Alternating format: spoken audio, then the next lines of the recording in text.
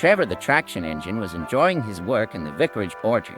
Birds were singing and apples were ripening on the trees. It was a lovely day. "Hello, Trevor," said James. "You look as bright and cheerful as my red paint." "Oh, I am," replied Trevor. "What's that noise?" "It's the bees," laughed Trevor. "They're all in these boxy things called beehives. I'm taking them to the station. The vicar says his bees make good honey, and he's giving some of them to his friends." Just then, Boko, the diesel engine, hummed in. "Take care, you two. Don't make the bees angry. They might sting you." James didn't like being told what to do by a diesel, and he buzzed away. "Goodbye, Trevor," called Boko, and set off to see Duck at the next station.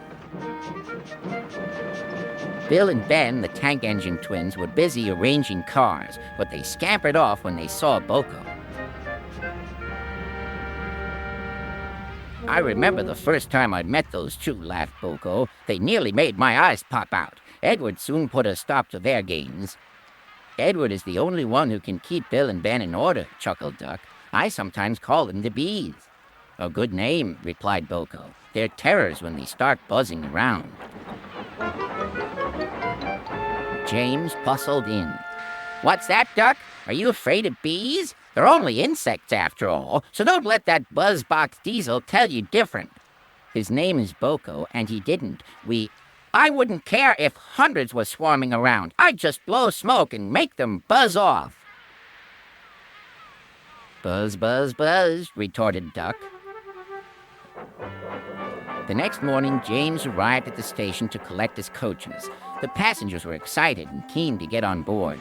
The platform was crowded, and the porter was in a hurry.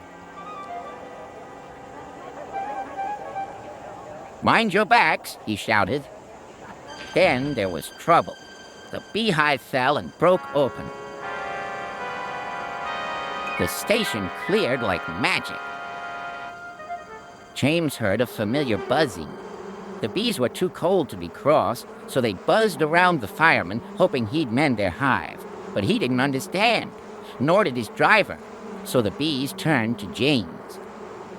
His boiler was nice and warm. "Buzz off," hissed James.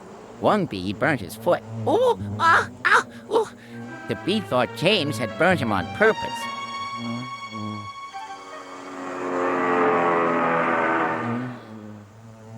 So it stung James right back on the nose. "Eee!" whistled James. He had had enough. So had his fireman and driver. They didn't notice till too late that they had left all their coaches behind. They tried everything to get rid of the bees. First they spun on the turntable, but to no avail. They tried washing them off, but the bees clung harder to James's warm boiler. Then they tried smoking them off by going through a long tunnel, but still the bees wouldn't go away.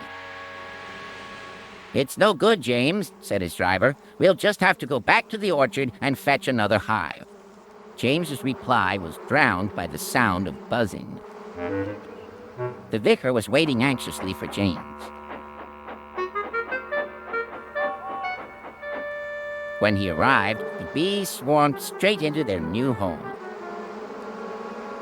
"Come on, James," said his driver. "What you need now is a good hose down." Later that evening, James was resting in the shed when the vicar came to see him. "Thank you for saving my bees," he said. "It's a pity it's not Christmas. Then we could call you James the Red-Nosed Engine." Everyone laughed, even James.